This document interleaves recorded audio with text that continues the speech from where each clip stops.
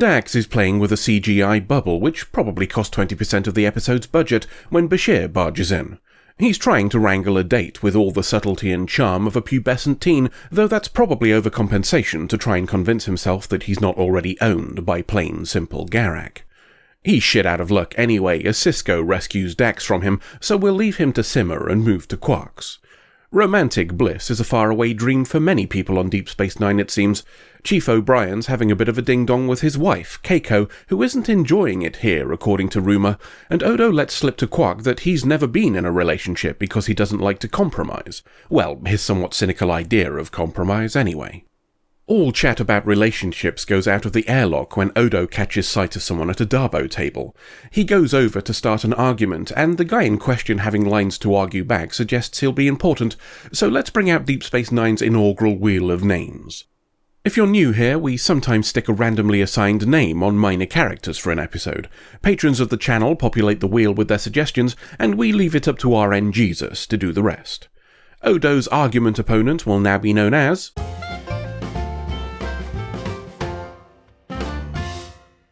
Captain Cobalt, suggested by Admiral Ross Slavin. Whatever history they have is sufficient for Odo to get a bit handsy, forcing Sisko to intervene. Odo gives him 26 hours to leave before stomping off, because we're in space, and in space you have to have different lengths of day to remind the viewer that we're in space. Keiko's looking out of a window at space, because we're in space. For a botanist, you'd think that could be a good thing, but going to see new plants involves actually going to them. Deep Space Nine is a way station for exploring an entirely new quadrant of the galaxy, but that's the problem. It's a way station. All the interesting things will be happening to the ships going through the wormhole, leaving Keiko not knowing what her purpose is here.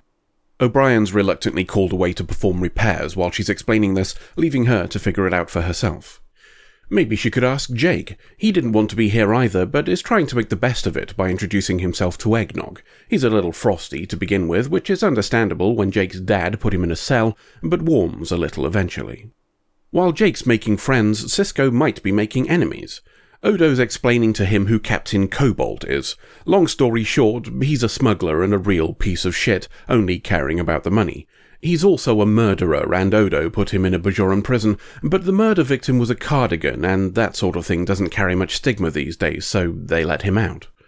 Odo wants him gone, regardless of what the provisional government thinks, and doesn't care that he's done nothing wrong since his release. So much so that Sisko's forced to threaten Odo with being replaced if he won't leave the guy alone. I'm sure it'll all be fine then. See, Captain Cobalt is having a nice relaxing massage from an alien whose fingers are made from curly-whirlies.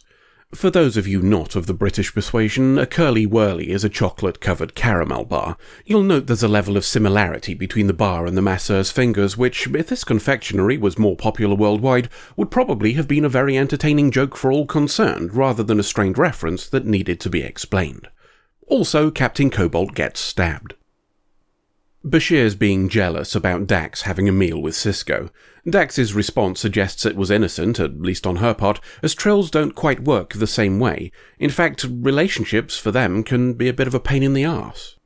We cut the interesting social exploration short as Bashir receives a call from Sisko and is summoned to one of Quark's holosuites. We'll catch up with Jake and Eggnog in the meantime. They're currently engaged in shenanigans, Eggnog having showed Jake a small box full of bugs earlier on. He's now leaving them by the two most oblivious diners who ever lived, somehow not seeing him as he places a box at their feet, then walks past them. Maybe the food's just that good. The bugs are a prank, first making the diners itch and then changing their skin colour. Jake and Eggnog look on and laugh, something observed by one of Odo's deputies. The effect isn't permanent, so that's a plus, but it's still frowned upon by law enforcement, who take the pranksters away. All of which is watched with some concern by Keiko. To Bashir once more, where we see Captain Cobalt lying on the floor and performing an excellent impression of a knife rack. Odo's there too, telling Sisko that his security data shows the door to the suite only opened twice, and one of those was when Captain Cobalt entered. There are no teleporter traces, meaning the second opening was the killer leaving, and that means whoever made this guy do a dead was either in here before, which is unlikely given the small and open nature of the room, or arrived with him. Bashir doesn't have much to add beyond the killer having knowledge of Bajoran anatomy. He'll scan the suite for physical evidence, but as this is one of Quark's holographic fuck rooms, I suspect the quantity of DNA in here will make that of limited use. In the meantime, we're going to stop any ships from leaving, the result being that we're all locked in here with a murderer. The O'Brien family have calmed down sufficiently to be having an evening meal together.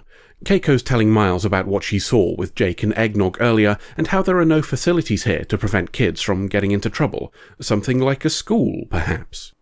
Speaking of getting into trouble, Sisko's found a witness of sorts for the murder, and it's not great news.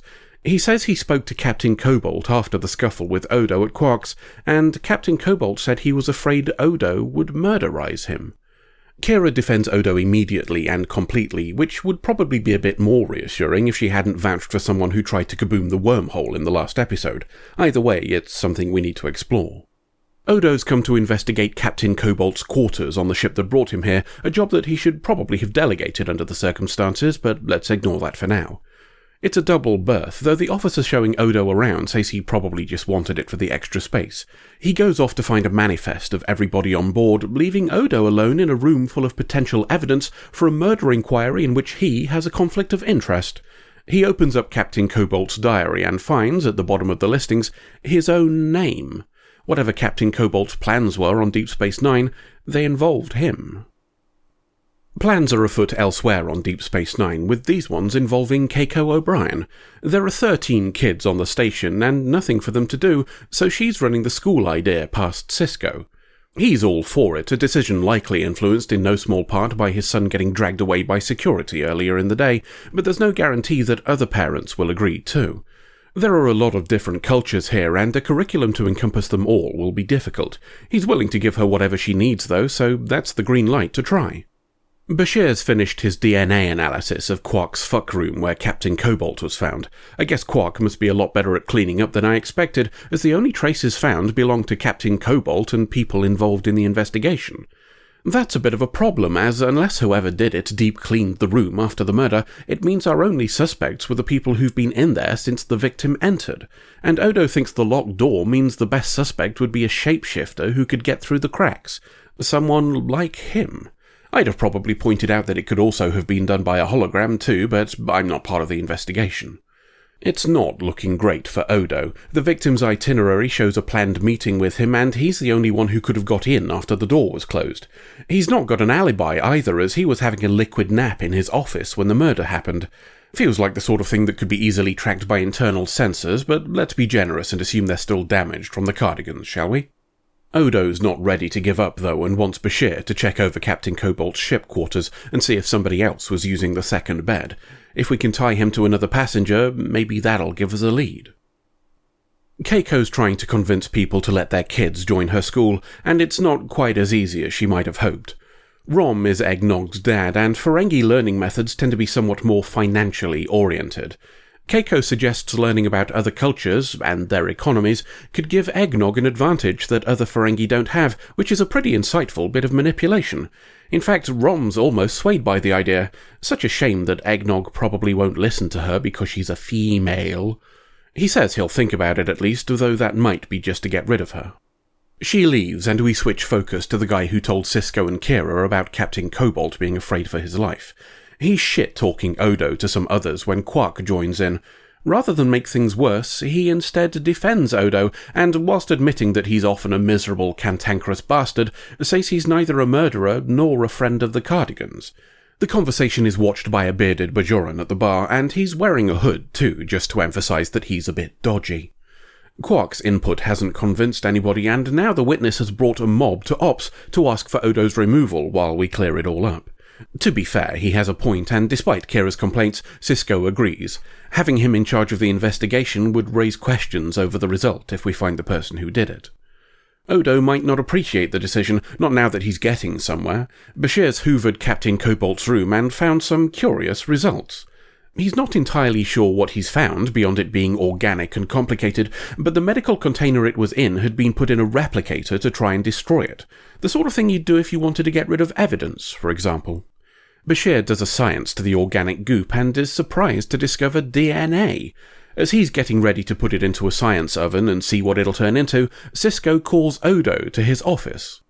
The meeting goes about as well as you'd expect, despite Sisko's assurances that he doesn't think Odo did anything and telling him that both Dax and Kira will be taking over. Odo suspects he has his doubts and, to be fair, acknowledges that there's good reason for it. But that's not the same as agreeing, and Odo parts with a line about doing what's right for himself. Maybe what's right would be keeping out of the bloody way. That's certainly the impression given by his vandalised office, something that looks like it would have made enough noise for people to notice, and suggests that bystanders chose not to. Quark comes by and offers to find out who's responsible, perhaps for a reasonable fee, but it's not Odo's problem anymore as he's not in charge. Being relieved of duty has some benefits, I guess. They banter a little, with Quark suggesting the news is good for him, but it's all part of their patter.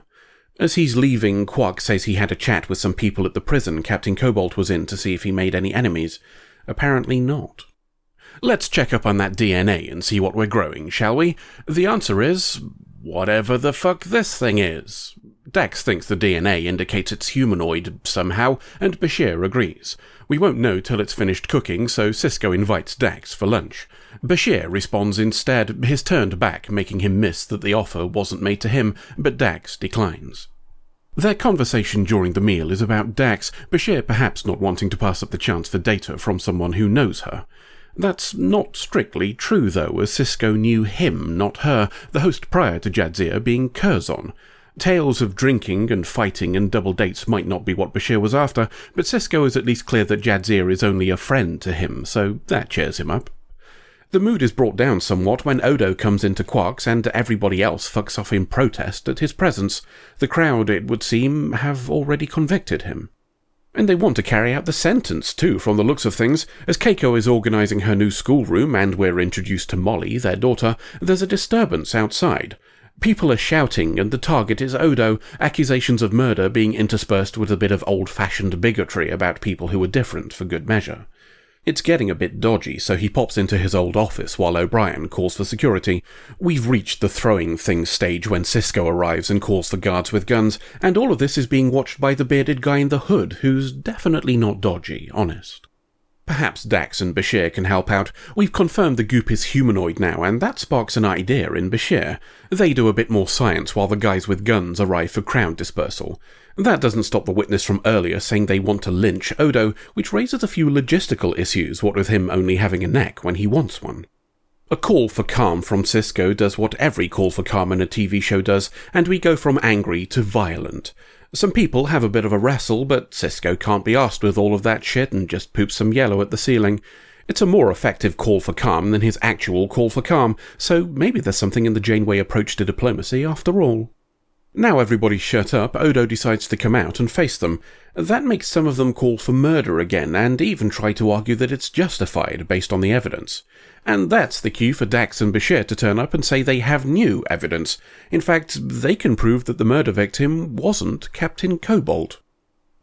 That chunk of meat we've been growing for half the episode, yeah, so that's a clone of Captain Cobalt. And so was the guy who developed a fatal case of knife spine, as his corpse has the same DNA degradation as the one we've cooked ourselves. Bashir says that's what the science bollocks he found in Captain Cobalt's room was for. He made a clone of himself. And Odo thinks the original murdered the clone to frame him. That's why there wasn't anybody else's DNA at the murder scene, and the doors only opened twice because they arrived together. Bashir says the new clone will become a member of Bajoran society when it's finished cooking in a couple of days, which is a pretty fucking blasé way of treating the new life we just created, but I'll admit it's in keeping with how Starfleet works. Now all we have to do is find the real Captain Cobalt. If only there was some sort of obvious choice, perhaps somebody we've focused on a couple of times without any real explanation. Thankfully, Odo spotted him too and has figured it out for himself. Odo confronts him by using the tried and true break into his room then turn into a chair trick. I suppose we could have just turned up with guns, but this is far more fun. Hood Guy tries to deny being Captain Cobalt, but that's going to be a real hard sell when he didn't exist on any paperwork until yesterday. Odo grabs him and pulls off his face, which thankfully was a mask or there'd be no end of paperwork to fill in, to reveal Captain Cobalt. Odo arrests him for the murder of his clone because taking somebody's life against their will when they pose no threat to you is viewed as murder, regardless of how they came into being. Tuvix. It's time to start school. Actually, that's a lie. It's 7 minutes past the time to start school because fuck being prompt. The fact that even Sisko chose to turn up late with Jake is not a good sign for Keiko, and she starts to voice her concerns. She needn't have bothered. Rom turns up with eggnog shortly after, and they're joined by more. Keiko begins the school day, after admonishing them all for being a bit late, and we leave them to get on with their education, until the next adventure. Alright then, we got a lot of little looks at fundamental stuff in this one, so let's go through them. We began with a delve into the nature of interspecies friendships with Trill. Dax says some don't survive the transition of hosts, that the changes make things difficult. We see it when Sisko's talking about Dax to Bashir, memories of Curzon giving way to a sort of mourning. He's gone, but she's not. We see the strain it puts on Sisko, but don't consider the energy Dax must expend to comfort somebody who's mourning them. I imagine many of you will see how that applies to the current day, 3 decades after it was written. There's probably an essay in there somewhere about how optimistic fiction can prove unexpectedly prescient when society progresses. Another point of note for Trill is how they view romantic relationships, and the general aversion to them as something for the youngsters. Of particular interest is her saying that the host sometimes feels differently on the topic, suggesting potential discord and raising questions on how that might be resolved. We'll leave that there and move on to Sisko not wanting Jake to associate with eggnog. We've had this conversation before when we were reviewing Voyager, an episode where the Doc made a holographic family, then told his son to not hang around with Klingon kids. It's another nod to the weaknesses in the Federation's policies of inclusion, and one that seems to be pretty well accepted, as Keiko didn't bat an eyelid when he said it. We play off it at the end, of course, with Rom telling Eggnog not to sit next to the human boy because he doesn't want them associating with each other. We'll assume that was an intentional effort to show how the advanced and ethical Federation aren't really any different to a species they view as avaricious and untrustworthy. Perhaps of most note, though, is our first proper example of interplay between Odo and Quark. The pilot suggested animosity between them, but this story shows it to be more. Here we see the first real look at their relationship, and the hint that their sparring, the constant thrust and parry, is seen by both of them as a game, something to keep them both sharp. The concept of nemeses having a strong bond isn't a new idea, but it is an enduring one, and for good reason.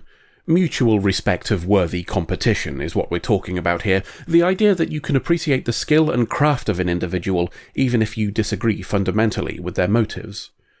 As an introduction of what's to come, it's a well-written and acted scene. The tablets in particular were a nice touch. Quark picking them up and Odo grabbing them from him when he notices is a microcosm of their whole shtick, with Quark handing him one at the end being the acknowledgement of a game well played. We'll end with a tiny detail, but one that speaks volumes. In the log Sisko records at the end of the story, there's a single line that didn't really need to be there, but its inclusion says a great deal about the attention paid to world crafting. To my knowledge, Odo has received no apologies. It's not necessary for the log or for the conclusion of the plot, but it says so much about the complexities of the situation and the stigma Odo faces, whilst also managing to make Sisko the most likeable he's been thus far. 8 words told us multiple paragraphs. My compliments to whoever crafted it. End of episode.